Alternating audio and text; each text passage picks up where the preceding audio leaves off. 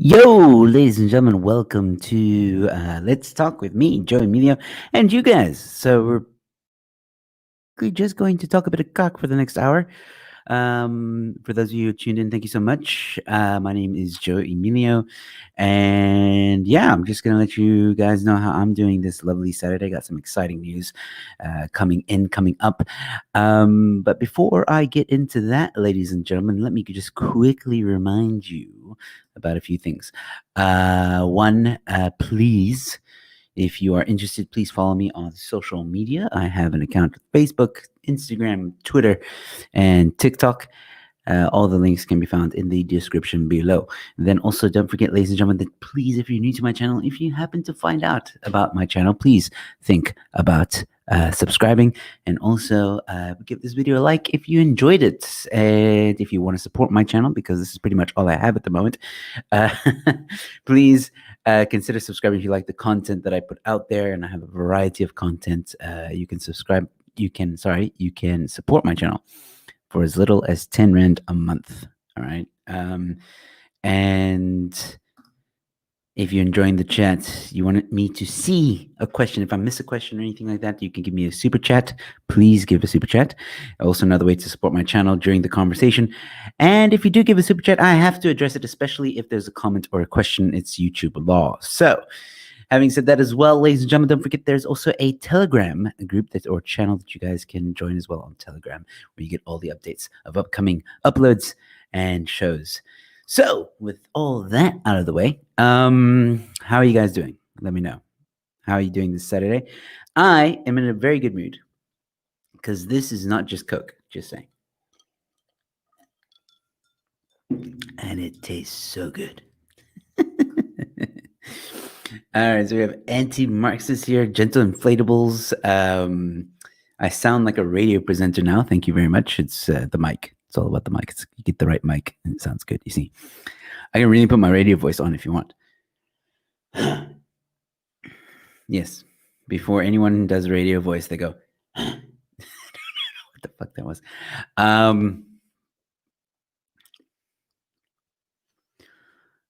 Hello, late. No, that's not it. Hi. I used to be able to. All right, ladies and gentlemen, welcome to the Joe Show, where we're going to talk about cock all day.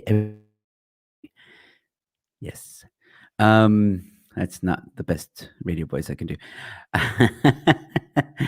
All right, so Slut Stinkamp is here. Thank you so much for tuning in, Gentle Inflatables, Dylan Cumbring, and Yanni Vantafalt is also here. Hello, Yanni.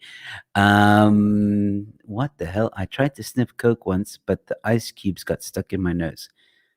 I feel like I've walked into a conversation that I didn't know was happening. What the hell? All right, so some exciting stuff today. I don't know how many of you know or remember a stream I did with Yanni not too long ago, maybe a month ago, where I was complaining about YouTube. I was complaining about how I haven't been paid yet. It's taking forever. It's this whole pandemic. It's causing problems, and because YouTube wants to send you a pin. You have to verify your address, and the way you verify your address is they send you a pin via post. And once you get that pin via the post, you type it into your Google AdSense, and then your address is verified. Then they pay you. Then they can pay you. So we were complaining about that because it's taking forever, and obviously now with everything going on, the postal service is taking forever. But it finally came today, boys and girls, ladies and gentlemen. This is it. This is what I have been waiting for literally 6 months. August, September, October, November, December. 5 months. 5 months later, it is here. So, I'm having a celebratory drink because now I officially get paid from YouTube. Now, maybe I'm getting a bit too excited, but I did contact Google and I said, cool, I put in my PIN, what's next? And they said it's going to take up to, not necessarily, but up to 15 working days for the money to be transferred. But it's happening. There's no other issues. Ladies and gentlemen, keep those super chats coming in. And keep those memberships coming in as well. So yeah, it feels good. Couldn't have come at a better time. So yeah, I'm very excited about that. And I will be doing a video because Yanni actually mentioned that maybe I should do a video on how this works in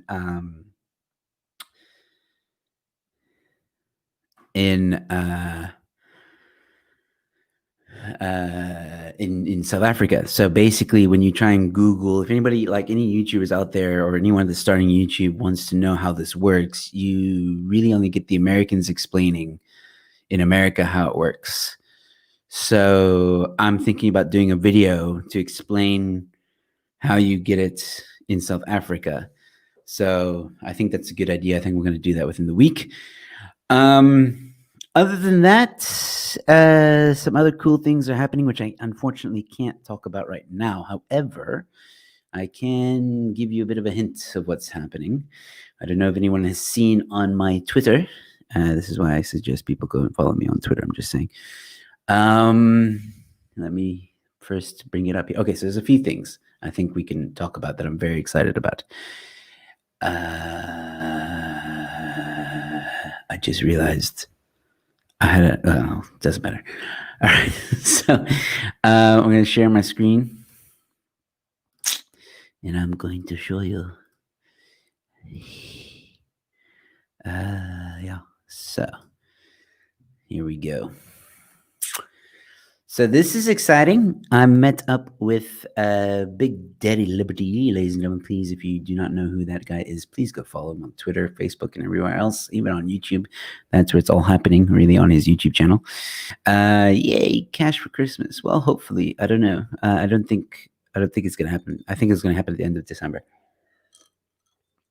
But either way, I'm just happy to know that it's in the works. Mr. Punisher, I am well. Thank you very much. You said it's not just Coke. Oh, okay. Now it makes sense. Sorry about that.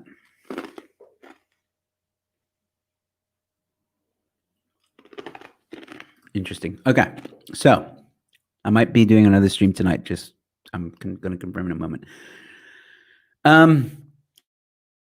Sat down with Big Daddy Liberty. We are planning some stuff. I can't get into it, but that's very exciting. I cannot wait to talk about it. Probably will be able to talk about it next year. I'm waiting for him to give the okay. Load shedding has started again. That's exciting, hey? A nice Christmas gift from Eskom. Lekker. Ja. And this is probably the biggest news I think that has been kind of swept under the rug. I still have to do that steak challenge on this channel. You just reminded me now. Shit. Okay. That's going to happen at some point. Yeah, that is funny. Yes, same as well. And now 2 p.m. again. Okay, we didn't have 2 p.m. again. Wait, maybe we do. But okay, well, if it is 2 p.m., then I'll be done with this stream. Now I'm worried. Now I am worried. I'm just checking on the Eskom push.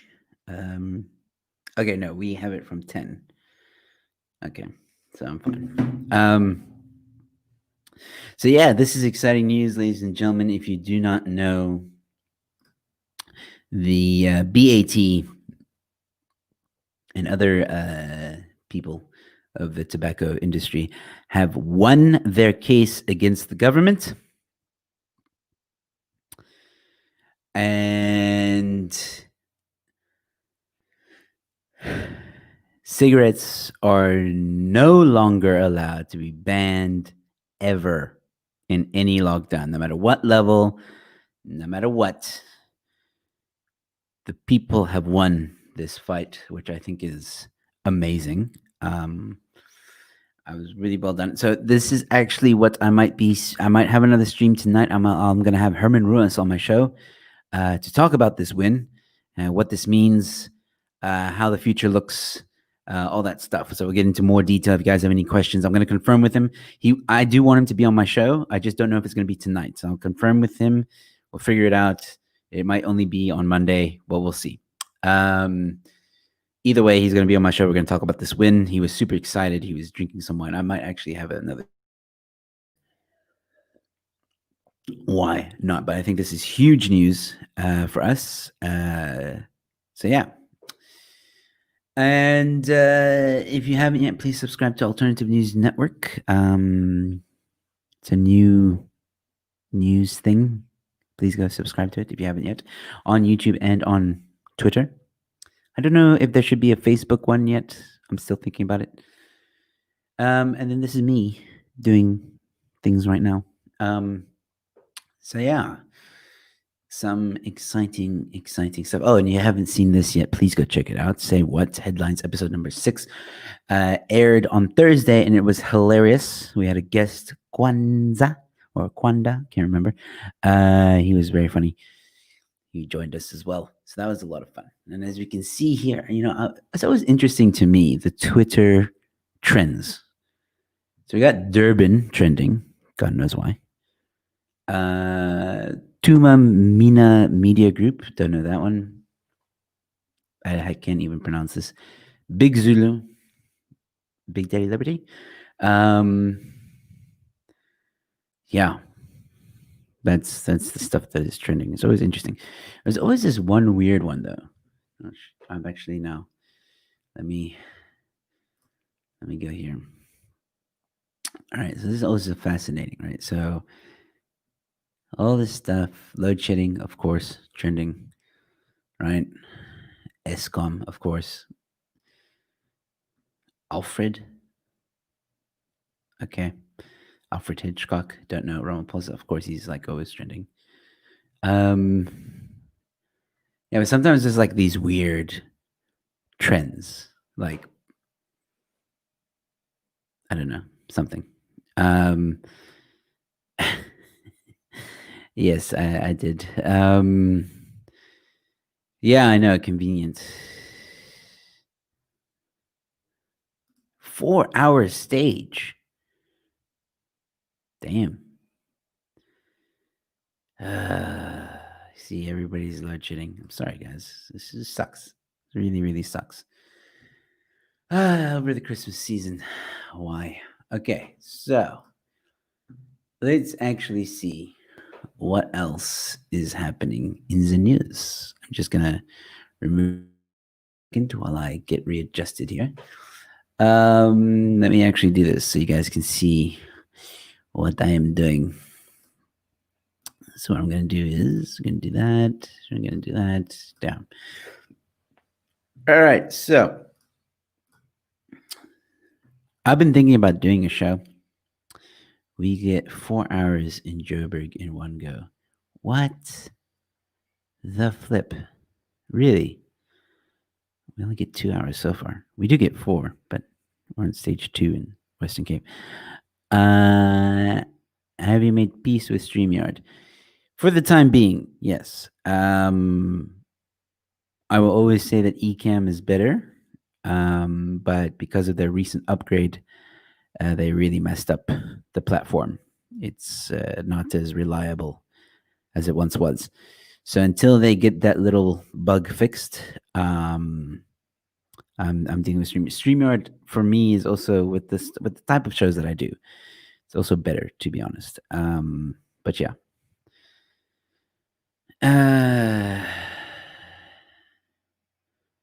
Oh. Okay, wow, that sucks. Okay.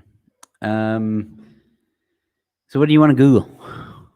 Nothing like weird, please. I was actually thinking of doing a show because I did this with so when Ramon was away, right? I was doing like wind downs, right? And in the wind downs, I would talk about the news and stuff like that. And I thought maybe I should do that over the holidays as well. I think Ramon's taking a break. I'm not sure about Ronaldo. I'm not sure about Chris, but I think some YouTubers might be taking a break. I'm not. I'm the only time I'm going to take a break is Christmas Eve, Christmas Day, Boxing Day. I probably will stream on New Year's Eve if I'm not doing anything.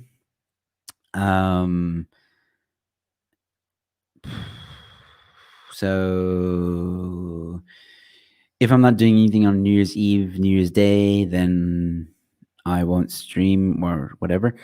So yeah, I think I'm gonna keep on just bringing some content in. You know what I mean?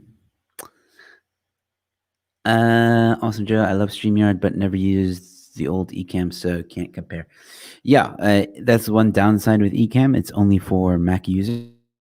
Unfortunately, I've always disagreed with that. I've said before that Ecamm is being stupid in that regard. Because if they opened it up for Windows users, they would probably make a whole lot more money. But for whatever reason, they've designed it for Mac, and it's only for Mac, which, in my opinion, sucks as well. However, the program is very user-friendly, even more so than StreamYard. The only thing that StreamYard has going for it very well, in my opinion, is the link thing. So when you send a link to someone to be a guest, that's what Ecamm has tried to implement, and it is causing havoc with their program. Like it's I don't know, it's not ready. They need to work on it a bit more. So yeah.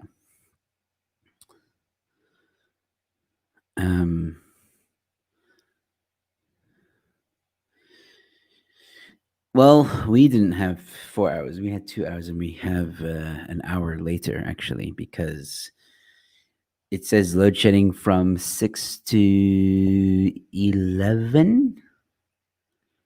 And what I mean by that is like that's when load shedding is going to occur in different places, and then each place has a certain time. So our time was 6 o'clock in the morning till 8, and then we have it again from 10 in the evening till midnight. But load shedding stops at 11 tonight, so we're only going to have it for an hour. Yeah.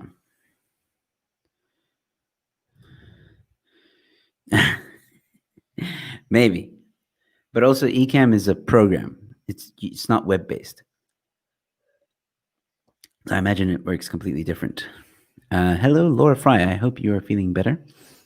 Laura Fry, I hope you're doing well, and I hope you've recovered. I gotta admit, Big Daddy Liberty had COVID, and he was absolutely fine when I met him. Absolutely fine, 100%. So it gives me hope. Gives me hope. Anyway, enough about Ecamm and all that stuff. That's too small.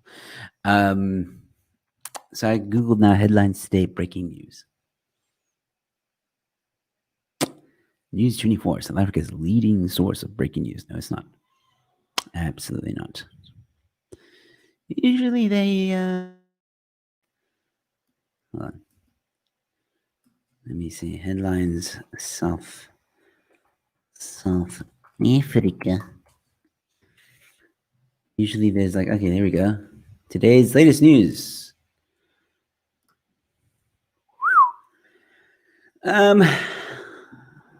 Don't know what's happening there. Someone's been arrested, I'm guessing, judging by the picture. I don't know.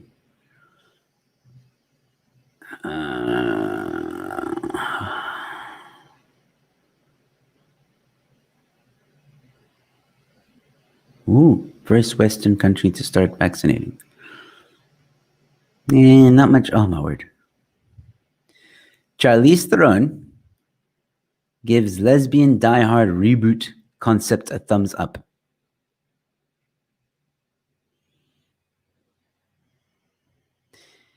Okay, so the suggestion of a Die Hard remake in which South Africa's own Charlize Theron goes on a rampage to save her wife is pretty outrageous and could never work. We're sure of it.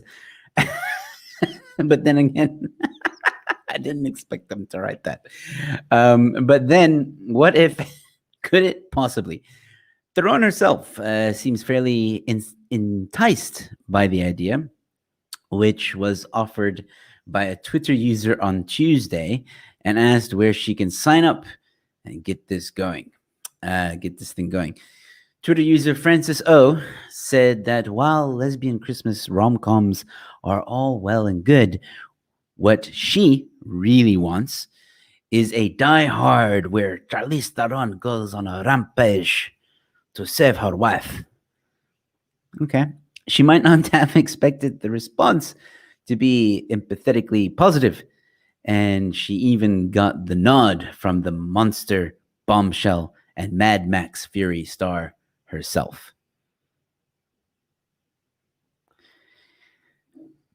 I mean, is it a new idea? Yeah. Will it work? I don't know.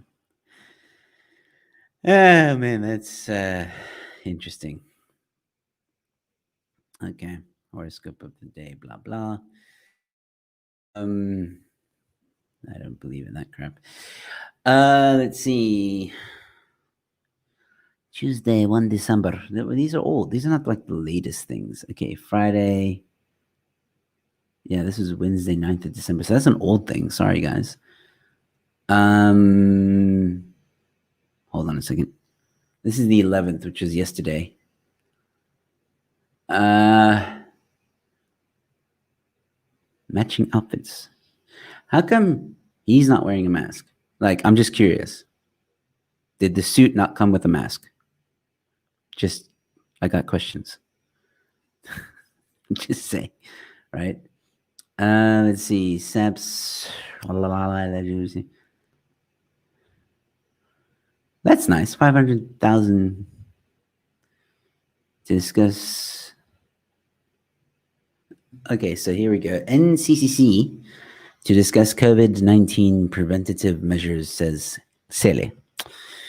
Of course. Safety campaign, blah, blah, blah. Also determines levels of blah. Nothing much there.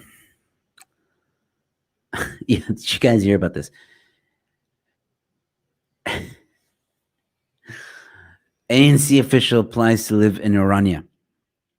I would really love to know Mikal's opinion on this. Like, I would really, really like to know. And plans legal action if rejected. What? So, of course, South African law resides anywhere in the country, even if that's in a whites only town, which it isn't, but okay. Best part of 3 decades, African population, blah, blah, blah, blah, blah, blah, blah, blah, blah. And it doesn't sit well with him. Doesn't sit well with him. It doesn't sit well with him. And he's decided to do something about it. This is going to be interesting. I want to speak to Mikhail about this. I should probably get Mikhail on and talk about this. Miss Universe needs you if you got an idea for Magic Mike 3. See, these guys are running out of ideas. These guys are just running out of ideas. Yeah, there's not much happening, really. I mean, I don't know. But yeah, I thought of maybe doing a show, call it Headlines with Joe, or I don't know, News with Joe. I don't know. I don't know if I even want to do it, to be honest. I don't know. What do you guys want to talk about? Google, I don't know. I've got about 35 minutes left of this stream. Look, I just wanted to share the good news with everyone. You know, I just wanted to tell you guys that something awesome happened. And yeah, have a bit of a celebratory afternoon drink. All right, so Laura says she is feeling much better. Yes, I would like to set up a show with you maybe in the next week to discuss what you went through, how you're feeling, all that stuff. And ANC trying to be the ANC. Yeah, pretty much. So yeah, once again, ladies and gentlemen, please don't forget, if you want, follow me on social media: Facebook, Instagram, Twitter, TikTok. Subscribe if you're new to my channel. Like the video, please. You can also become a member for as little as 10 Rand. That's cheaper than bread. Okay. And super chat, please give me super chats. Please, please, please, please, please. Just support my channel, please. And also Telegram if you want to know all the updates. All right. So what happened, Joe? I missed it. I don't. Oh, yeah. You missed the good news. Basically, very quickly, a few months ago, I was complaining about YouTube and their stupid process on how they verify addresses and stuff, and that they send you a PIN via post box.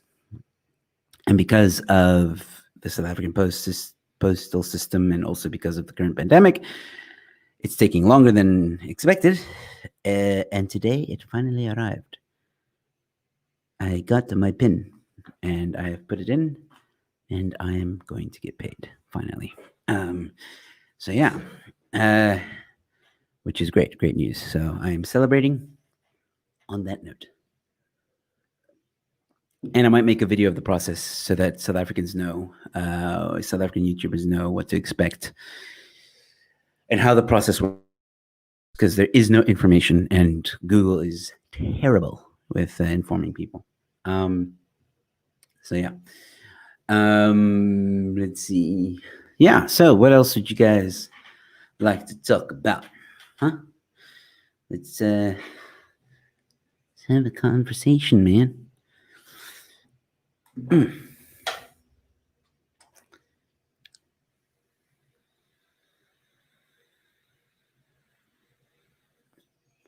love it when there's dead air. Kidding. So yeah, I might have Herman on later. We'll see. But we'll see.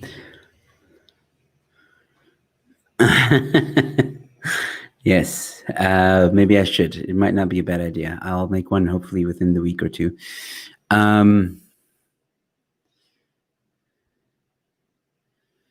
The 16th is a public holiday if you want to do a stream with me then. When is the 16th? It's this week, isn't it? Let me check. No, yes, it is. It's this coming. It's Wednesday. Yeah. I don't see why not. Yeah, we can do something. Let me confirm with you on WhatsApp before I really confirm that. Cool. But it shouldn't be a problem. Joe, ask YouTube to use Buffalo Logistics instead of the post office. They're very much more reliable.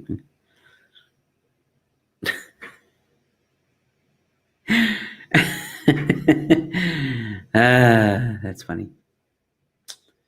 Like, I have a say on what Google does and how they operate their system. But you can email them.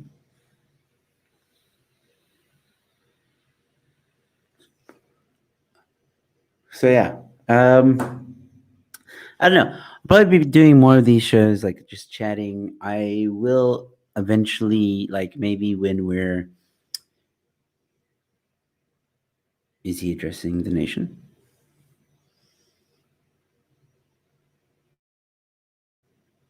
Is he addressing the nation? Is he addressing the nation? Let's see.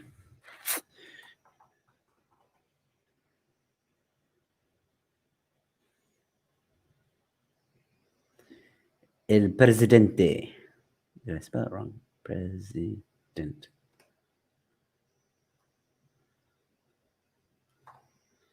Where's the flipping? It is.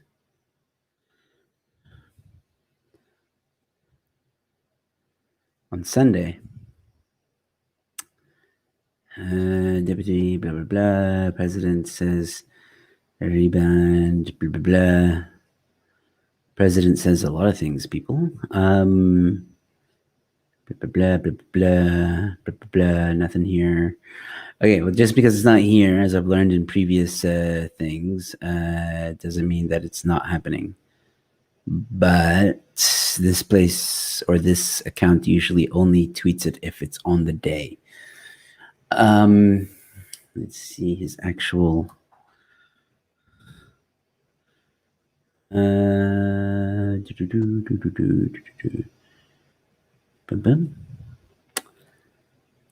Opportunities are people stored deal. But it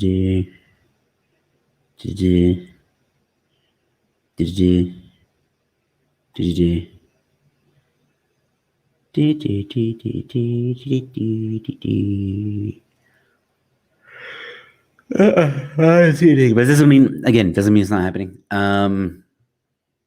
I just will not confirm that that is happening until one of these accounts or a news account says so. But who knows? I haven't been reading the headlines. I haven't been reading articles, so I don't know. It could happen, could not happen.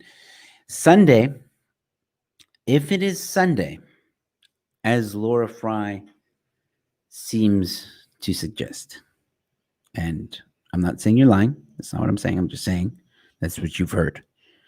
Okay. I fear for what could be said.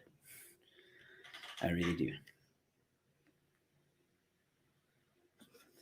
And depending on what time he streams on Sunday, I have plans on Sunday, this Sunday. So if my plans are over by the time he goes, he streams, sorry, he does the speech, then yes, I'll stream it. Otherwise, unfortunately, I will miss it. But you know me, I always like to stream the president. Well, like is a very strong word. As long as he doesn't put us back on lockdown, because my mom's flight is on 31st December, like 2 weeks need. Yeah, at least he can't ban cigarettes again. Don't. That's what I'm worried about now. You see, people now are like, oh, but at least he can, you know what, doesn't matter. Let him put us back on lockdown because he can't ban cigarettes now, so it's okay. No, it's not okay. It's not okay, people. It's not okay. Never should have been banned in the first place, number one. Number two, what I'm worried about is the travel thing, because there are some people coming down from Joburg to visit moi and other people. And it's going to suck because we have this nice event planned, and it's not like a huge event. Don't get me wrong. I don't want anyone to think that this event is some super spreader, because it's not. It's literally a handful of people that are getting together, friends.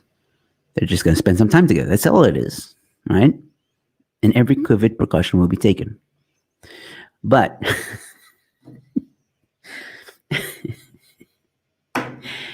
it's going to suck if they can't come down. That's what I'm saying.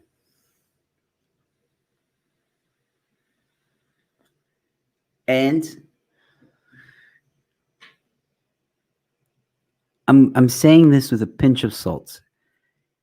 And I'm also saying this based on what someone told me. So it is not true, or I shouldn't be quoted as saying, and I'm definitely not trying to spread fake news or anything like that. But I don't have it on good authority. Let me also say that. So this should be taken with a pinch of salt. I have no way of proving this. Okay, I'm just putting all the disclaimers out there so people don't say like, "Oh, look at Joe, he's spreading fake news." Okay. All I'm saying is that I heard a little birdie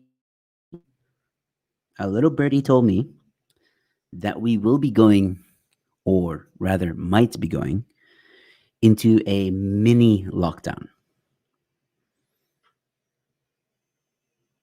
And that's all I'm going to say. I'm not going to, well, actually, maybe I should say a little bit more because I don't want people to freak out. So a mini lockdown is basically a week to 2 week lockdown. I don't know what the regulations look like. That person that I was speaking to didn't know what the regulations look like, but they were talking about, like, the whole alcohol will not be sold. People won't be allowed to visit people. They weren't sure about the travel thing. But I imagine if you're not allowed to visit someone, then obviously travel will be off limits for a week to 2 weeks. That nobody knows for sure. This could be fake. But if you start looking at what's happening, you start reading the headlines, you start they keep on amplifying the numbers, not amplifying, sorry, but they keep on saying the numbers are growing. A second wave has already been announced. I'm starting to think that maybe this person wasn't lying. This could be happening. I hope it's not. I really do.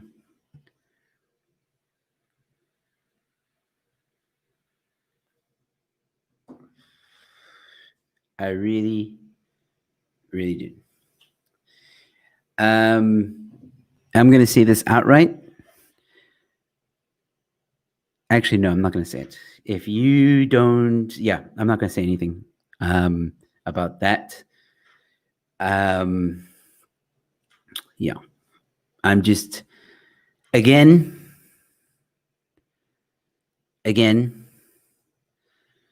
I'm going off of what someone told me. This someone is not in government. They have worked with government before, though, I'll say that. And this was a conversation I had about a week or two ago. And I got to admit, some of the stuff that I've been, like, with the people I know that have connections, some of the stuff has been coming true from what they've told me.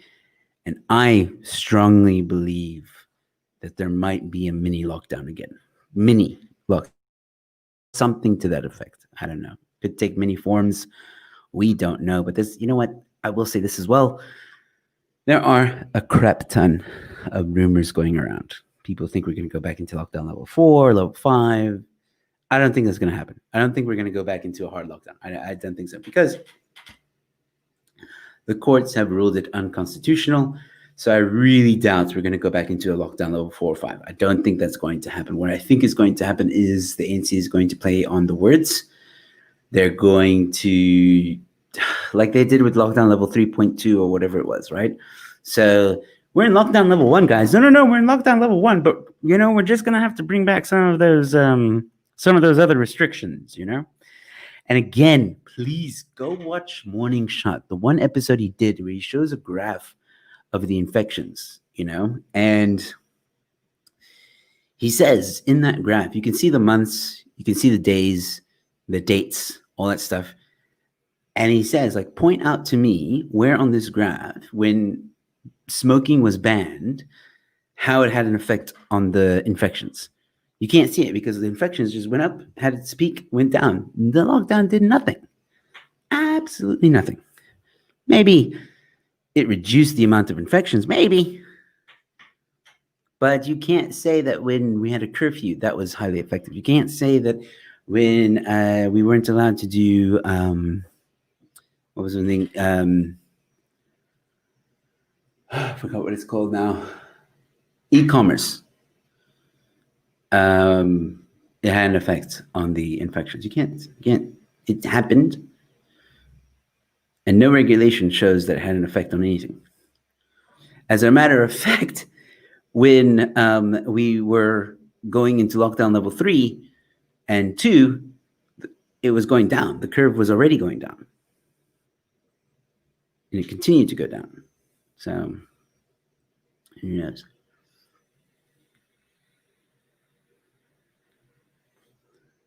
That's interesting.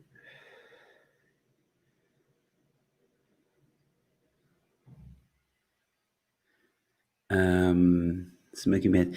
Rob, do you want to join me? I have about 20 minutes. I would love to have you on the stream. I can send you a link. You can join me. I don't mind.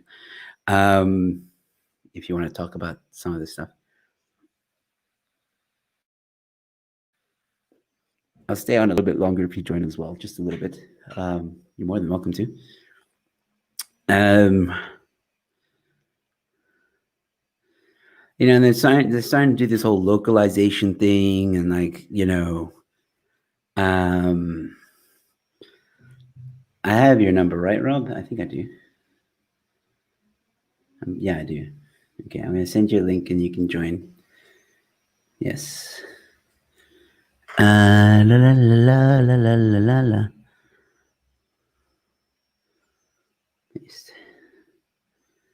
Boom. Because I know Rob is quite. It's always fun talking to Rob.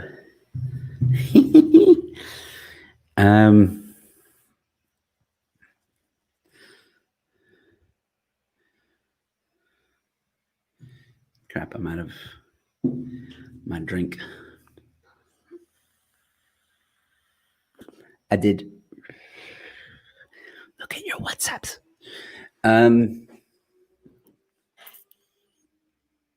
Apparently, Alan Windy's support for mini lockdowns supports your thesis, ne? I didn't even know he was talking about mini lockdowns, to be honest.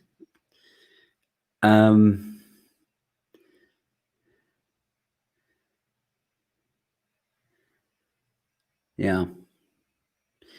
That's probably going to happen because look, if the rise in cases continues, they will ban alcohol because their argument is alcohol-related incidences in the hospitals, blah blah blah. That the alcohol-related incidences are it's not freeing up the beds that they need. So yeah, okay. Here's Rob. But yeah, there we go. How are you, buddy?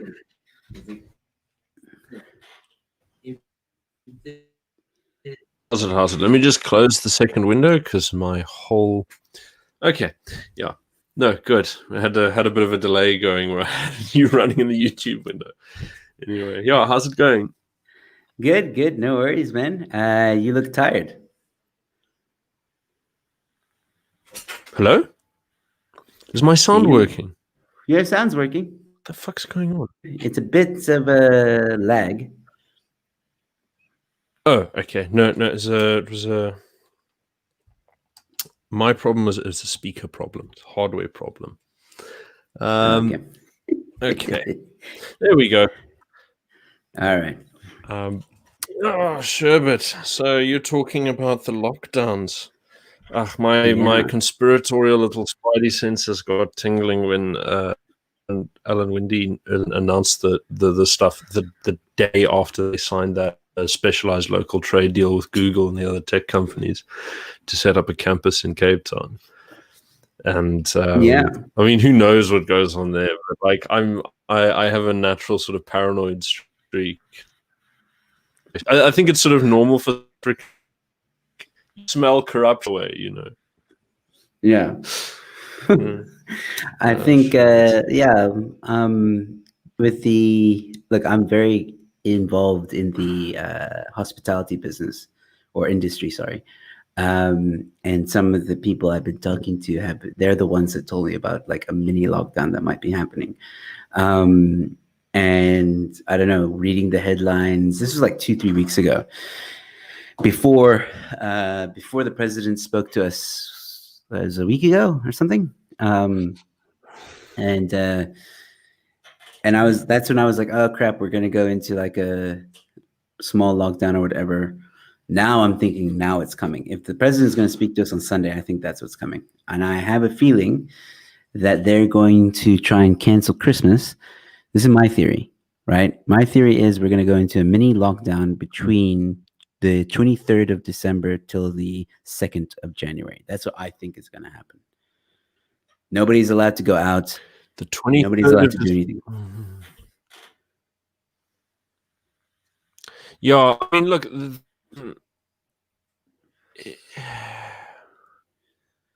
When you talk to people who've got like a little bit of an inside view on politics happening, they talk about how these rumors have been floating around a couple of months now. Yeah. And I mean, other stuff like, oh, everyone who's in the know in the big parties has been buying up Bitcoin and shit like that. And you kind of go, well, yeah, it's just like, no, dude. This is like, I really think that at the more I read about seriously paranoid I get about it. It's really awful. I mean, do you remember when you used to believe that it was all just like, it's political parties and that they have some policies and they have some policies and we're going to rationally debate, but which side has the best policies? And they sort of realize the degree of sort of integration between public and private sector and how the political parties tend to be beholden to patronage folks and it's not just Africa. I mean, South Africa, it's sort of easy to see because it's so sloppy. But after a while, you sort of you get used to looking at how the US is run or how the UK is run, how tightly they insulate this little bubble of acceptable politics from anyone who wants to disturb the elite ecosystem. I mean, you look at someone like Nigel Farage in the UK. I mean, by any stretch of the imagination, he'd be the leader of a major party. But for some reason, he can't. No party he's run has ever gotten a single seat in the UK. Not one. Completely isolated. The papers won't even cover him as if he's a normal person. And he's got plenty of sound things to say. So I think that's. And here's the weird thing: they always make him out to be kind of far right lunatic. He's barely as right wing as Margaret Thatcher, who's a liberal. And it's crazy. I mean, this is a man who supports like legalized marijuana. You're calling him a conservative. What is he conserving? He's a free he's a free marketer who has a tiny touch of economic nationalism in him. Like yeah, that's far from it's like conservative. with Trump as well. Like Donald Trump is a big fat racist, right? But you look at it. When has he ever actually said any racist or anything like that? It really takes an enormous stretch for people. According to the media, he up. called it the Chinese virus. That was apparently racist. Apparently, yeah, but no, it's like, but like a lot of like the Chinese themselves were calling it the flipping Wuhan virus. It's normal, right? But do you know it freaks me out? Like the first reaction to the virus, right? The first people to take it seriously were all the reactionaries. They were like obsessively like following the case counts and the whatever counts happening in Wuhan, while it was still in China. That was the only place that you heard it first. Like when like November, December. That if you were hearing about it that early, it's usually because you were following fringe counts on Twitter, right? And they're following this stuff. And then when it comes out, the whole media says, no, it's bad, but you should. The stigma is worse than the virus. Everyone must keep their borders open. And they had this campaign in northern Italy where they said, hug a Chinese person to combat stigma. Hey, how bizarre is this shit? Every policy that they've had, they kept the borders open for as long as possible, which if you've done, like we actually ran through pandemic stuff during my degree, crisis and security. And one of the first things that they do is they tell you close the borders. That's like the easiest fucking thing. But for some reason, everyone decided not only is this extremely serious, and we must pay attention and feel extremely, cautious about the Chinese. But at the same time, we must let them into our countries. Really weird stuff. And I don't know if it's because wokeism was more potent than sense, or whether there was some evil shenanigans behind the thing. But either way, the whole thing's bloody batshit insane. No, the whole thing is like crazy, man. It's crazy to also think that COVID's been with us for over a year now, like in the world existing. And that went by very, it feels like one of the longest years ever, but at the same time, you think to yourself, crap, we're in December already. It's a very weird, at least for me. Like for me, I'm like, yo, this has felt like the longest year, but at the same time, I'm like, how the flip are we in December? It's crazy. Like, and I was having a conversation last night with a friend, and I think the whole world is just turned upside down. I don't know what to trust anymore. I don't know who to trust anymore. Not necessarily with my close friends or family, but just with the information that's out there. Whether it could be worse. Or whatever.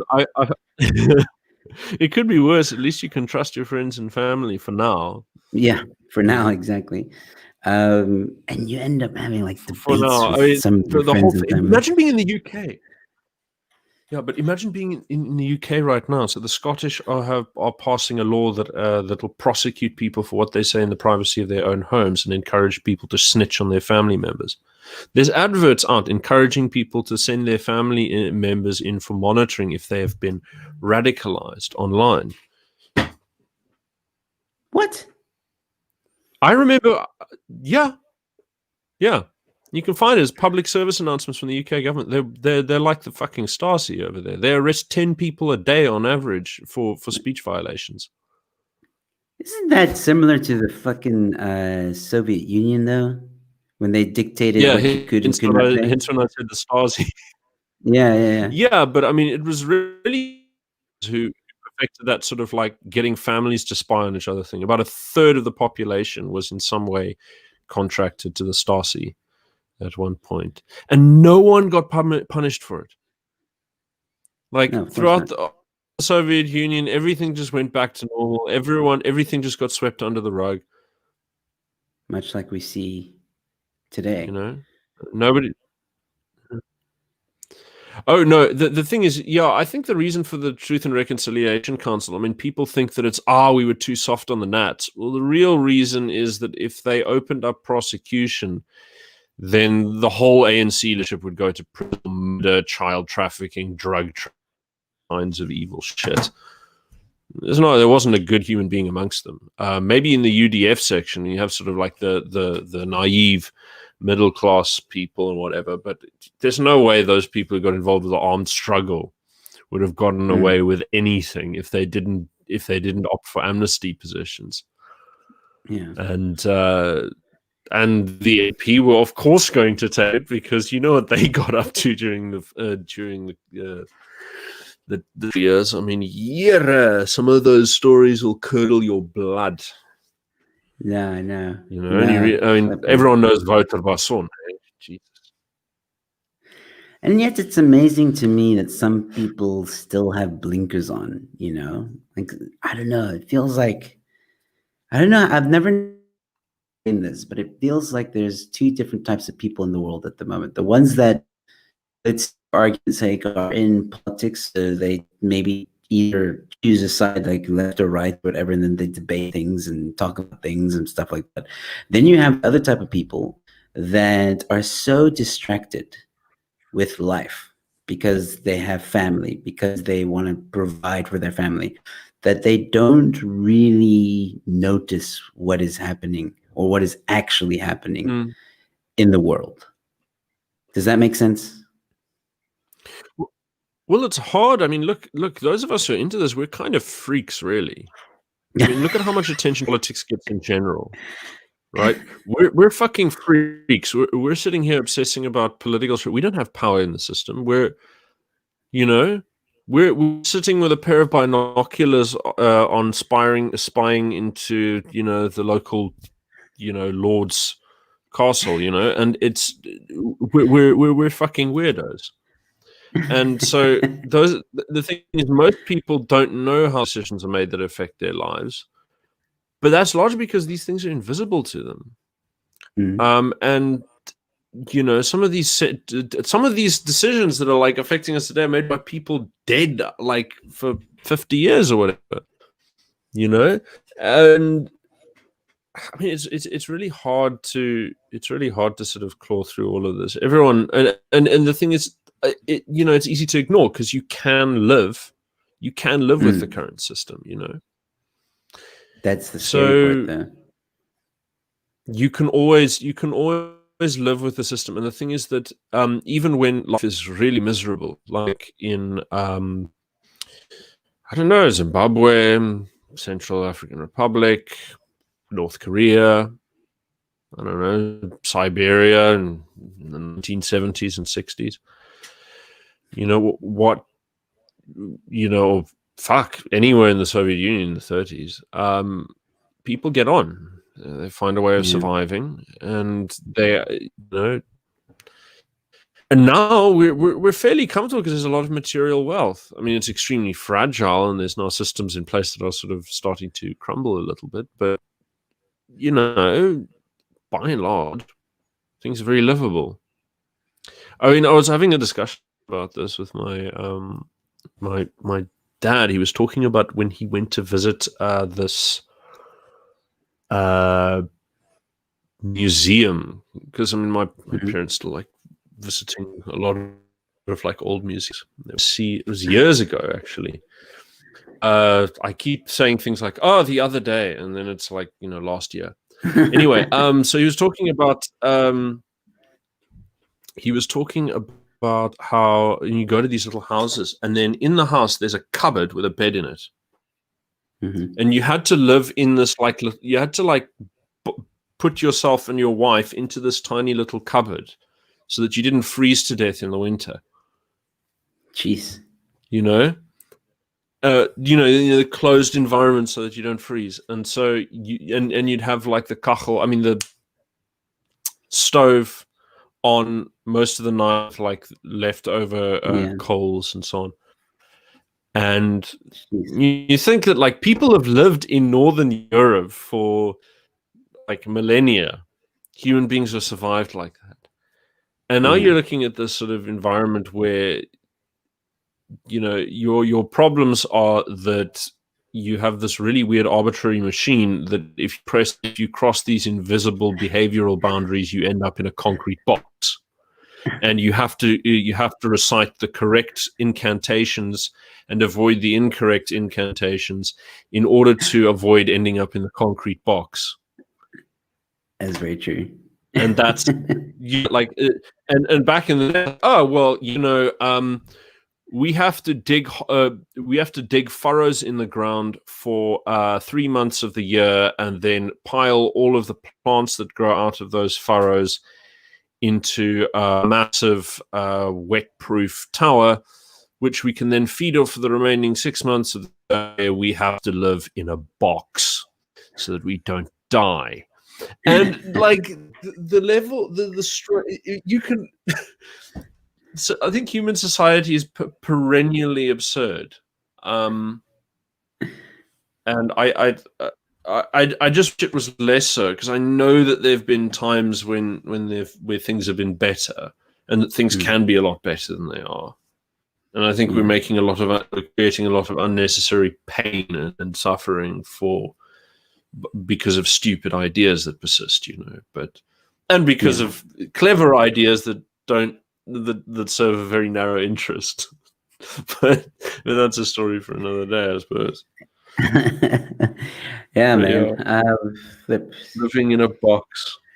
It's not that bad if you have someone nice to cuddle up against, but I mean, living in a box. Shame. Do you live alone, Rob? Do you not have a significant other with you there? No, I don't anymore. I broke up with my friend like almost a year ago. I haven't tried with anyone else again since. All right. Well, some advice: if you get into a cupboard, to have a bottle of vodka or something with you that will help you warm up a bit. Oh no! I've got a radiator here that does better than vodka, I'll tell you. No, I'm pretty straight edge. I've actually managed to finally quit smoking again. Okay. Again for Congratulations. a month now. So I mean, I managed to kick all of the drugs and the boozing when I was in, from undergrad. A few years ago, and I don't think I've drunk to excess for years now. That's good. So that's very good. I try to be like a good boy and keep healthy and stuff. That's cool, man. I think what was I gonna? I was gonna ask you something now. Oh yeah, what are you seeing as it's Saturday? It's Saturday afternoon. What were you busy with, and what are your plans for the rest of the day? Oh, I was busy with this online economics course because I'm busy writing this like really hairy article about the politics of printing money. It's a big thing called what's it called? Global Mugabenomics, and I keep putting it on the back burner because there's always something that I have to actually learn and go through. Like I've been trying to write this thing for a couple of months, but I've had to. There's a bit where I had to go and read the economic history of Zimbabwe to kind of get, okay, well, this is what's going on. That's how to summarize it without making stupid errors. And then there was a whole bunch of things I had to learn about MMT, and then there's a whole section on like the World Economic Forum and their policies, because they've been pushing monetary theory. So it's quite interesting that what you get across the board with these fellas is all of the policy favor, all of these international oligarchs, they favor the same set of policies, which is things that liquidate the middle class. And I thought it was very interesting because when we were in the height of the lockdown, the ANC said something funny where they made this offhand comment about this as an opportunity to exercise Amilcar Cabral's theory of class suicide. Yes, I think I remember people talking about that. Yeah, because you know what it is, right? I mean, it's not a complex. It's basically just, people aren't going to join the middle classes and the sort of intellectual elites who tend to be middle class, upper middle class, right? They don't. They're not going to have solidarity with the revolution because they rely on the structures of capitalism to provide for them themselves. Security, housing. Yes. And so the idea is you have to liquidate themselves in order to commit them to the revolution, and liquidate their class bonds and join the workers' movement. So the interesting thing in MMT is the way they've been selling it is they've been selling it as this big communist sort of like egalitarian thing. We're going to have free money for everybody. Like Rutger Bregman is a Dutch popular historian. He's very, very bright, but he's actually a malicious little tit. You should really watch him. Just watch anything that he's saying. He made himself globally famous. His book in the Netherlands was called Gratis Geld voor iedereen, which means free money for everybody. And in English, it was translated as Utopia for Realists. And he got big because the World Economic Forum invited him to speak at Davos. And of course, it was like the headlines everywhere were like, "Oh my God, controversial, like rock and roll punk professor, like this is all these rich people at Davos. The rich should pay tax. Like all of this kind of stuff." And like all the lefties were going, "Woo!" He was invited to speak there. It's not like they didn't know what the fuck he was going to say, right? This wasn't a surprise to them. They wanted him to say that. And the thing is that when they're talking about raising taxes on the rich, they're raising taxes on the native rich. That's your big local businessman who's a generation building up a domestic empire that they're proud of. Your Ackermans, your Pick and Pays, those kind of guys. Those are the people they want you to tax. They're not in any fear of domestic taxes. They're untouchable. They're shell companies within shell companies within shell companies. So they encourage the thing that I'm seeing is that communism and Mugabenomics and things like this. All of this is actually encouraged by the international elite and promoted in newspapers every time it happens, because the general idea is that you give them you give them support in liquidating to be snapped up by international corporations. Finance. Are we going to see? And so that's a pattern you see repeated. Yeah. Sorry. Are we going to see a video of Are you editing a video on this? No. I mean, look. Well, what I'll do is when I finish writing it, I'll just present it. I'll do reading and take questions. Oh, okay, cool. I mean, I know that sounds very boring to everyone, but the one that I'm doing on no, I've the fucker that I've been doing at the moment for what's it called, revolutionary ideology. I've been very demoralized because a couple of days ago I lost to like 10 minutes of nicely edited together, and then the file got corrupted, so I've had to start over from scratch, and it's been very depressing. Shit. Okay, yeah, no, that is a problem. Yeah, it is a problem. But I mean, I'll get it done. It'll be done, and then I can move on to the fourth dispensation video, the final one in that series, and then it'll be done. It'll be all up, and I'll have that whole thing, and then I'll maybe even edit together in like a big fat single presentation, and then everyone can sit and watch that. But yeah, I know people have been like, I've been sort of letting people down by dragging my heels with it, but I've got like so many different fucking projects going, like I'm taking an online economics course, and trying to make a bit of money online, and then I've got the what's it called, the newspaper that for some reason the web developers are taking a lot longer than expected, and so I've missed the deadline that I was hoping to meet, and all because I don't know how to program, and neither do my partners, and like the people who contributed articles are now sitting there going like, what the fuck's going on? And so everything's just sort of clustering up, and I need to finish this Mugabenomics essay, and then I've got one more essay to write, and then I'm going to compile a whole bunch of those essays in my blog into a book, because there's a lot of them that sort of feed into each other. So then that's also in the list, and then I've got two books that I've put on the back burner writing, which I've planned out. I've planned out the one on drugs, but I haven't started writing it because that one I know what I'm going to do, but it's tedious and boring to do. Try and make it sort of quasi-academic. Then there's another one that I'm doing on, it's called Illuminist Civilization, and it's a really like big, heavy thing that I don't know if I'll ever finish.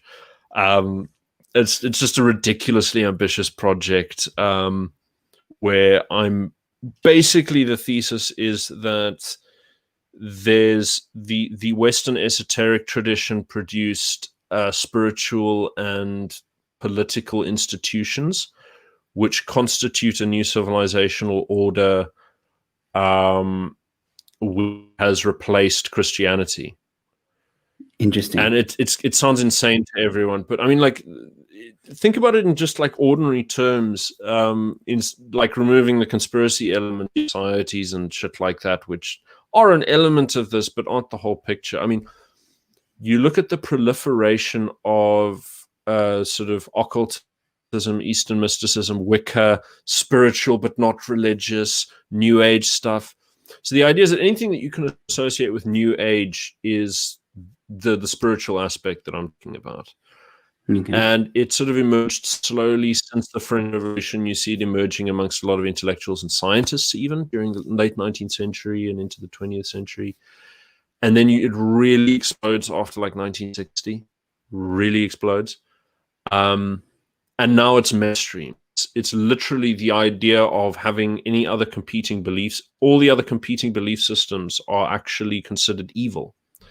And you're really sort of like enlightened mainstream people think that Christianity is evil and Islam is sort of the unenlightened way of life of the barbarian we have to civilize kind of thing. And then they've got, and you've got a sort of similar perspective on a lot of the traditional religions that talk about life and so on.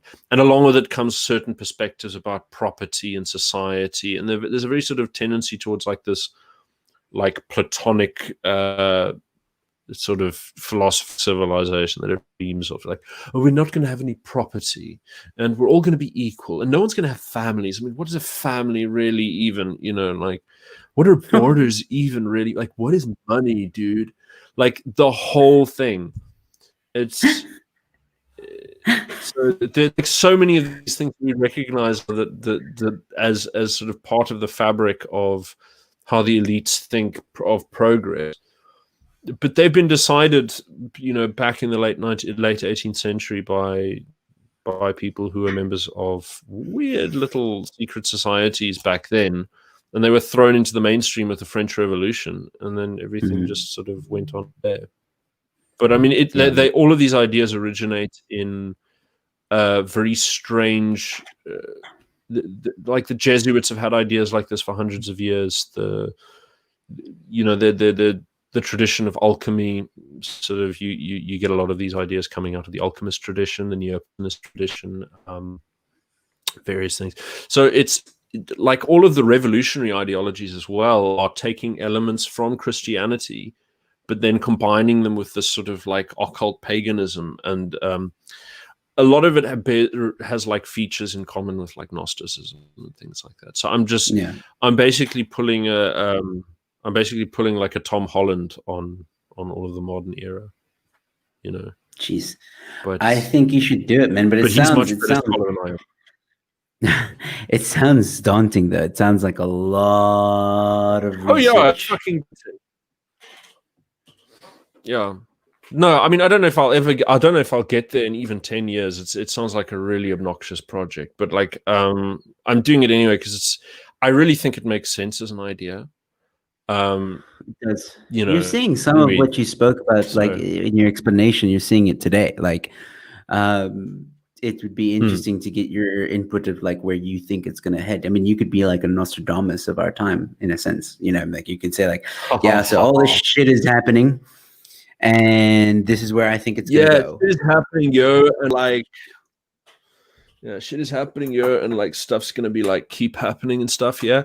That's going to be like, I'm not going to be able to give you much more detail than that. I'm not an oracle.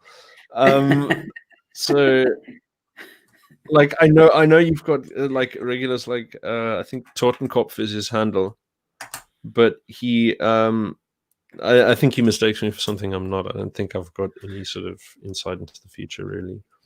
I think people want to go and how they've defined the idea of progress. But the thing is, reality has its limits. And so you can't really do a communist utopia. You can create some kind of, you can create the capacity to wield power now is much higher than it's ever been, and we've got extra ingredients that just sort of eliminate the time horizon for predicting the future, like artificial intelligence. There's the transatlantic west and China to produce a general artificial intelligence, and whoever gets there first will dominate the globe until the collapse of civilization. And that's just how it'll be. And thanks for the positivity, man. Yeah, I'm on the upper left. But I mean, there's here to bring the good times. But I mean, the thing is, like, soon, eventually the sun will swallow the earth and everything will be sucked into supermassive black holes that will irradiate away into the infinite darkness. And you're telling me that for this reason you won't get up in the mornings and fight for what's right? I don't think so. I think we'll be on Mars by the time the Earth I don't think so. I think you get... Sorry? Well, I mean, you count yourself fucking lucky. I don't know if that's the idea or a bad one, because I mean, like the levels of radiation on Mars will mean everyone's going to be born with birth defects, and the fact that it's got low gravity will mean that you're going to have bone density development issues. Every kid's going to be like 7 foot tall, but made of glass. We'll sort that out. I mean, like science will catch up. Oh, dude, like I don't like people talk about science fixing things. I have this feeling that we're like, it's a lot like science is a lot like a monkey's paw. Like you go to like really smart ass engineers and scientists who'll figure out how certain things work within a tolerable degree of whatever, and they'll solve a problem for you. But by solving the problem, they've created a whole host of other problems. So we live in like this extremely like comfy life right now because a lot of certain problems have been solved. But then as a consequence, everyone wants to kill themselves. Like, suicide in the rich world, suicide is through the roof. Drug abuse through the roof. And everyone likes to point to what's that fucking thing called? That mouse utopia experiment. How to reduce, if you really want to induce an economic, give people every their limbic system desires and nothing that their spirit yearns for. So I really think that we're entering an age where, because science has become a lot like magic, it's getting to that stage where it really is starting to look like magic spells.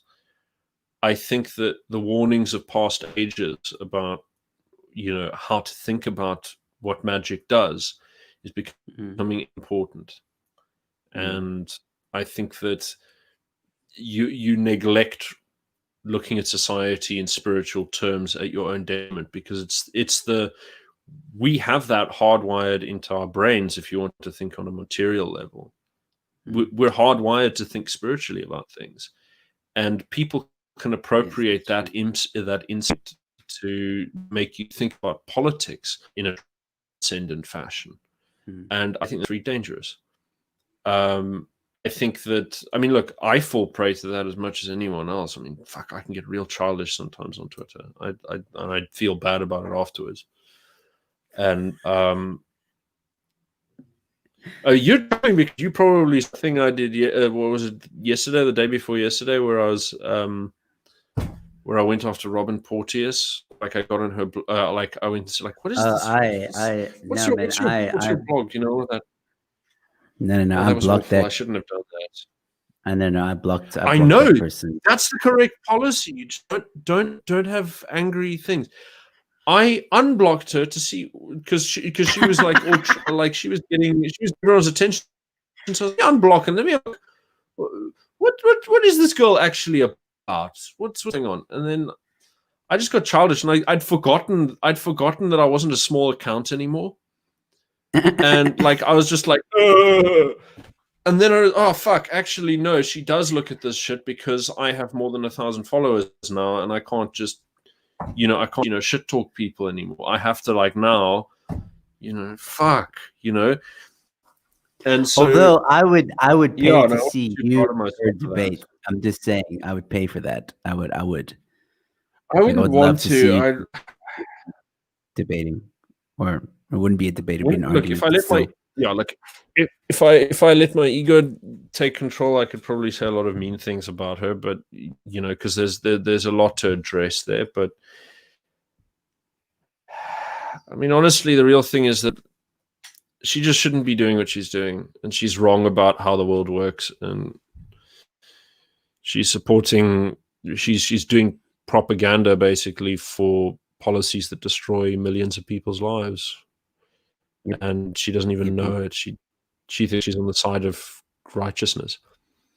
It's like I can't make that claim while also being like a childish piece of shit. Because what I did is I went after, I touched her studio. I really went after something that was dear to her heart, which is because she was bragging about like planning to write a book, and I was like, oh really? What's your actual writing like? That's really swag, actually. Look, you and I both know what once you're approaching 30, like your dreams are starting to get frayed around the edges, and you're thinking, "Oh fuck, what am I doing with my life?" Well, she's approaching 40. What is that feeling? What is that feeling like for her? And it's quite likely that I actually really like hurt her feelings in a serious way, which is you're like, oh, good, because she's like a total bitch and whatever. Rob, some of these people need to be but put I don't in their think that place. I think I've been a nigh, actually. Yeah, dude. Well, yeah, but it's encouraged. What are you going to achieve? Look, if I could realistically put her in her place in a way that would be convincing to her, you can't do it by being snarky. The only way that you'd ever convince anyone to reconsider their position is if you do it because you earnestly give a shit, and they can see that. And me being a childish asshole, what if I tuning told her you like that? I don't think that's constructive. I agree with you. I do agree with you, but there are some cases that I think are lost cause. Like, for example, like I've seen her belittle, bully, cyberbully, insult so many people that you and I know. And at the end of the day, it doesn't matter actually how you treat her, because she's not going to change her mind. I could never get that position.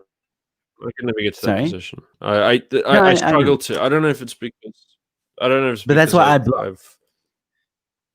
I just block because I know. Yeah, that's the best. That's the best thing to do. That's the best thing to do.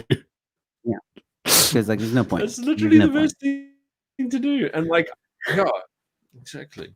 Gaining, and also like how, like at some point I've got to get serious about this shit and actually try and look respectable online, and I can't do that if I'm being a nut.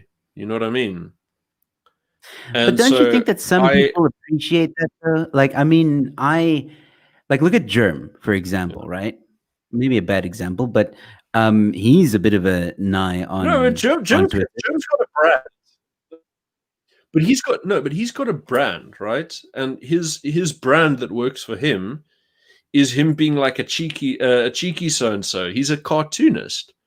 It's like that's his whole thing, that's part of who he is. And it's kind of to be respected, because when you're coming from that side of things, your job is to poke fun at people and to say like, like you take yourself so seriously, look at this shit. Yeah. Like if you're a comedian or you're a cartoonist, to make people take themselves less seriously and to point out when people are taking themselves too seriously. Me, I've taken on the burden of trying to be a public intellectual, the silly bug I am. And I don't know.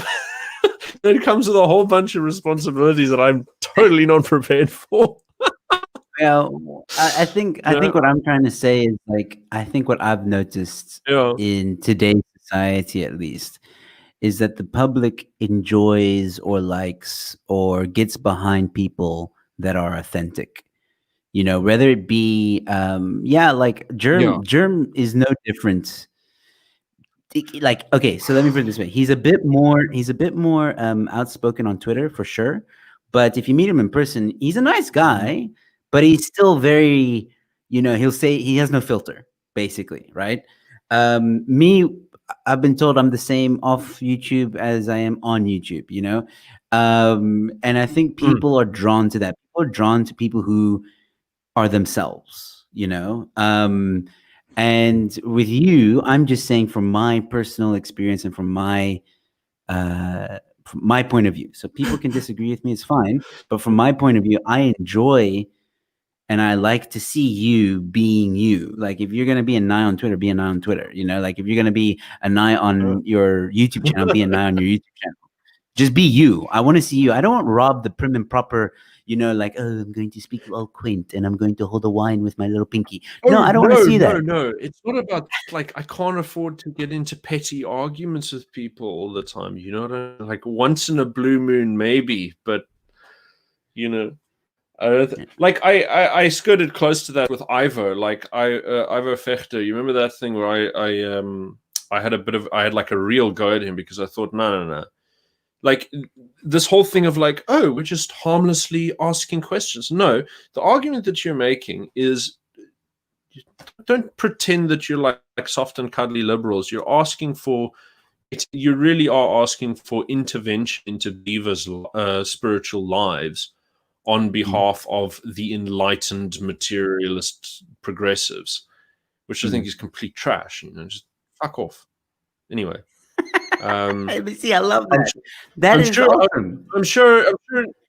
Yeah, but I'm sure in his own little detached way, he thinks he's good. I've been there. I've been an anti-theist, atheist, Christopher Hitchens type when I was a teenager. And so I know where that whole mentality comes from, and I understand the intellectual background a lot better. And the IRR and France Cronje, their whole response to this thing was to take the stance of promoting. Remember, they had a defense of like liberalism, and the banner they put behind it was of the French Revolution, right? And I thought this was really interesting. It picks up in my article before he did this big thing. Was I said, look, it's the liberalism is something that is ambiguous, and there's two sides to it. So on the one side, you've got like the traditions of tolerance that we inherit from Christian civilization, and then on the other hand, there's this sort of millenarian "do what thou wilt shalt be the whole of the law" shit that you get from the French Revolution. And I was saying that Ivo had picked that side. He'd picked the left-hand path to supposed liberty, the distinction between liberty and liberation. Yeah. And, trading on this ambiguity to pretend that he's really just for freedom is nonsense. But, yeah, fuck. That was fairly satisfying, but I don't want energy for those because you can't.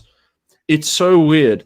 Like, with something like, Robin Porteous or whatever, they're not exactly heavyweights. If you want to diss them, you just kind of shit on them. And they know that that's the score, which is why that's what they fight on. So, for example, you remember the big thing that they brought up in that big online Big Fest was they brought up the fact that I have very thin lips, What's that got to do with which, anything? What's that got to do with anything? Well, just because you have thin lips doesn't mean you're less intellectually savvy, No, it just means I'm slightly less human. You understand? What No, it doesn't. Well, you see, black people are the most human of races, and then the coloreds and the Indians, and then white people. You understand? And where do I fall? We're basically. Oh well, figure out a category for you somehow. You could be, but you're not politically black. You're just non-white. You understand? Okay. Well. And having imbibed the inhuman culture of white patriarchal capital, you are, of course, an instrument of domination. Do I have thin lips? Would these be considered thin? No, not as thin as mine. I basically don't have any. What bullshit is this, man? But I mean, look, I have a friend who eggs me. I have a friend who eggs me on to to kill shot people, on Twitter, and he's like, "No, stick to the fist,"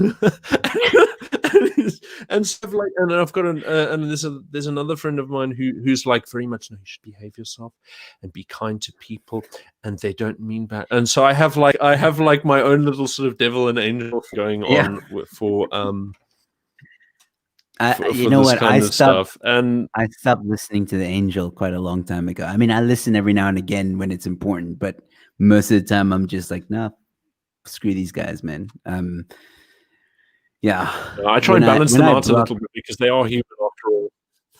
Yeah. Okay, fine, fair enough. Yeah, they are, but still, I mean, look. Again, that's why I block, because I know I'm going to say something like I don't know. I think you saw the little tiff I had with I don't want to even mention his name, but it was recent, like a few days ago. Yeah. Oh, shame. Yeah, no. I do you know what? I hope anyone doesn't mind. I'm just going to say my point on the view, and I don't want to draw you into anything that you're going to regret. But I just wanted to state where I stand on the whole matter. So I try to be ecumenical with everyone and try and bring everyone down from the fighty thing, which is why I feel so bad about getting involved in that kind of shit myself, right? So Yeah. I actually spoke to Klipkov privately, and he has some serious concerns of his own about various issues, and his line is that he cares very, very much about facts, and everything must be done very strictly. Don't distort things for the sake of issues. That's sort of where he stands, and it's a very admirable perspective. And I tried to sort of pitch a middle ground to him where I said, well, look, everyone here is trying very hard to fight a particular battle and defend a certain cause. And, that's how society will always be, whether people are doing it honestly or dishonestly. And I said maybe he should pick his battles better and so on. But I think I left it on good terms with him, and I understand where he's coming from. And I think he gets very frustrated with people a lot of the time because he's very, very punctilious about not stretching facts or stretching stories, and so I can appreciate that. And but my sort of reservation there was that he was placing getting fine details right over maintaining a degree of loyalty to the community that is very much struggling with a large scale and very high stakes information war. But I don't want to bad talk him, and I don't want to bad talk anyone else, and I don't like it when my people in my little circle fight, whether in real life or online. I want everyone to try and get along. So, dude, I 100% agree with you, but that's why I ended up blocking him, because I got to a point where I was like, I'm gonna say something to this guy that I'm gonna regret, and rather just block and move on, let him do his thing, I do my thing. I didn't like some of the things that he did. I'm not gonna get into it. I didn't like some of the things. I challenged him on it. No, we had a debate. And then I decided, you know what? Yeah. It's not going anywhere. Just leave it.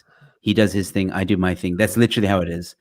So yeah. But I agree with you 100%. That's also where I was coming from. Like, we're all fighting the same fights here, like, and a lot of people have told me exactly what you've just said.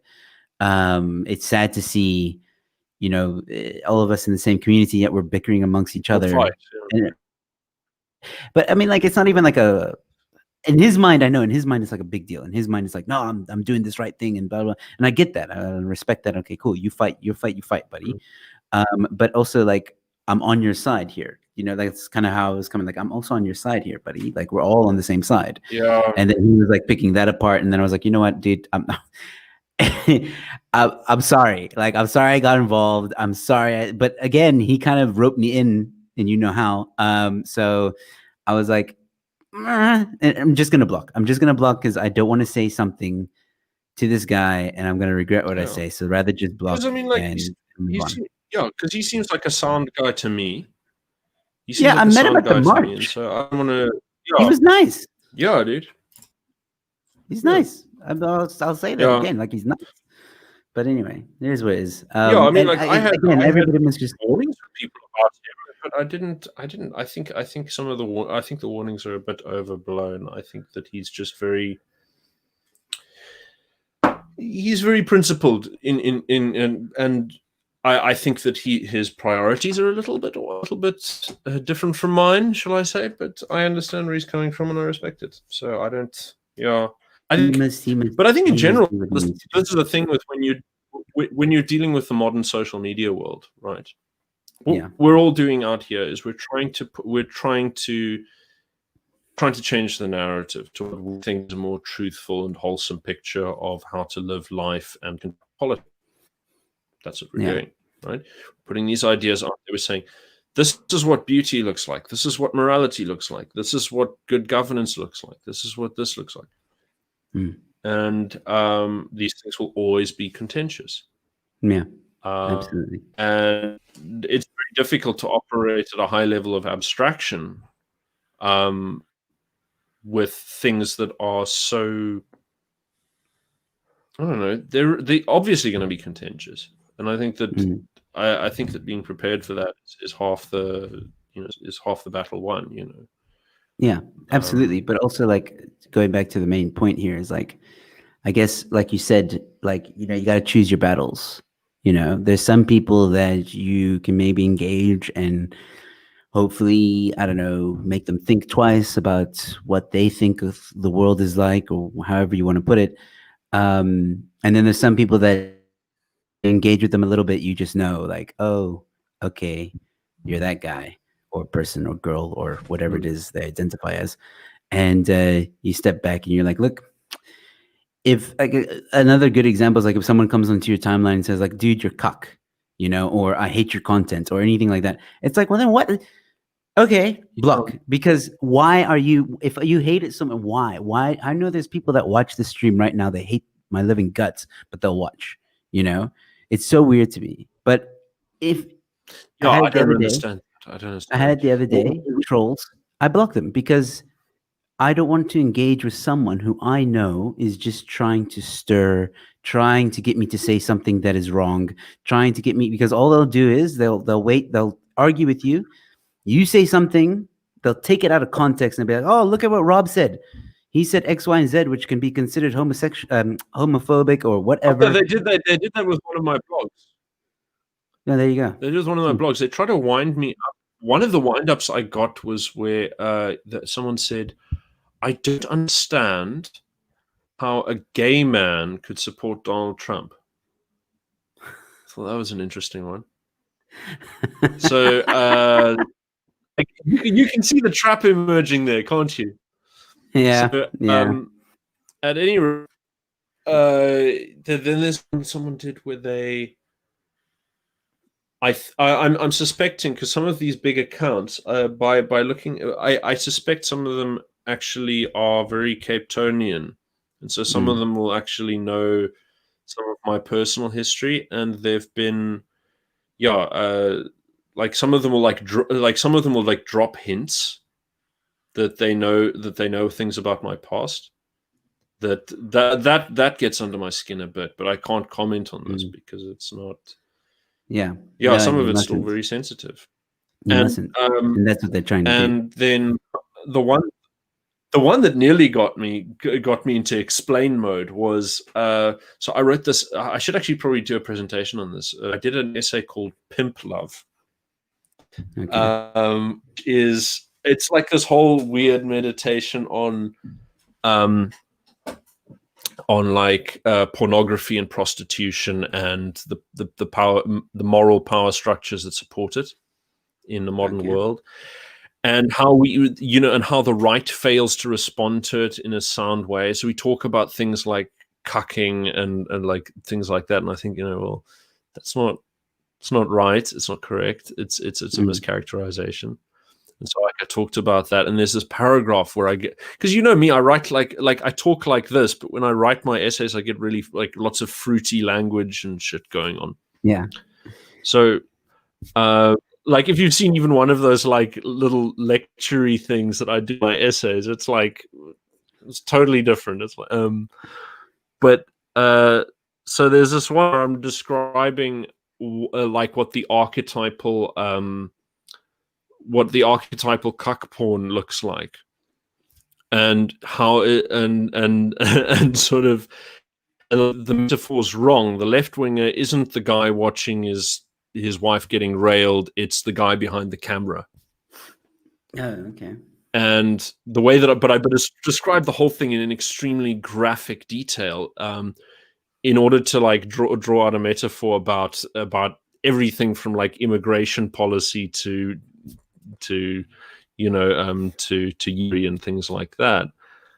Okay. But of course, the metaphor doesn't come around to the end. So all this looks like when you take it out of context is that I'm really, really obsessed with black men's penises. But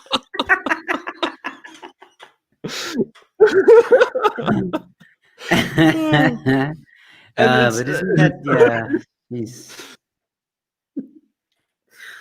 Oh man. Okay. It's I mean, like it's funny. I mean, but like the thing is that no, but really, I mean this. That's the thing, though. Oh, When they take things out of context, like I've had people clip some of my interviews with people, and you know, then try and put it out on Twitter and say that I'm a racist or that I'm this or that I'm that. And it's like I don't even engage because I'm like, you want me to react, you want me to get on your feed and try and defend myself when I don't have to, because all I have to say is, okay, if you believe this, you need to watch the entire interview to get context. Other than that, I can't help you. Like if you want to take this little clip and derive a conclusion from that when there's a whole conversation behind it, then I can't have that. And that to me is a very childish thing that the left, and when I say the left, I mean the far left, the radical left, the woke and all those, that they do that. You gotta understand him as being sort of the bottom end of the people that you're talking about are really sort of like the stable sediment of the elite class, right? And so they're important enough to have gotten into the that sort of elite, like managerial kind of class just at the bottom, right? And so they're highly status conscious and highly status insecure, but their whole status is structured by this moral conflict. Yes. Yeah. And then what they're doing is they're policing. And they talk from a position of power. So every one of those things that they're dropping, if you notice the way that they talk about it, it's always mocking. It's always talking down.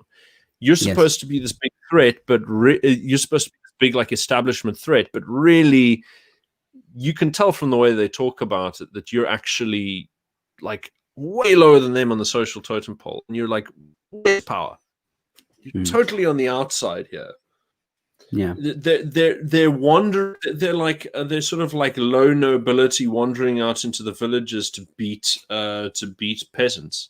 Exactly. That's what they're doing. No, absolutely. I try not to pay them any attention. We're rebel peasants holding on to our pagan belief systems, you know, while the enlightened lords, you know, and you know, it's. Donald Trump is sort of a peasant revolt, you know, and we cannot be having that, you know. Yeah. When you listen now, like, it doesn't matter how tight they make their case, courts will refuse to even look at the docket. Yeah, I've noticed. So, yeah, it's fucking wild. And I mean, like, clearly Donald Trump is not acting like someone who's going to give up power, but still. Yeah. Like, whatever's coming next, I have no idea what he's going to do. Do you think the next 3 days are going to be interesting?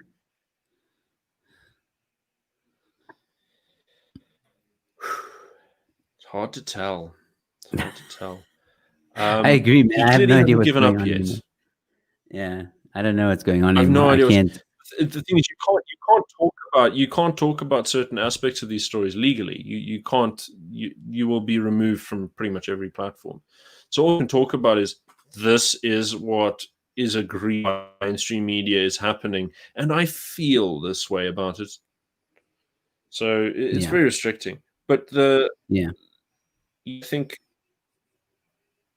think one of the things that we have to bear in mind is that, you know, just gonna end like everything ends, and we don't know what it's going to mean, and there's no way of completely defeating either the Republican Party, which is, you know, as a containment mechanism for radical thought, or the transatlantic capital. Neither of these things are going to go away.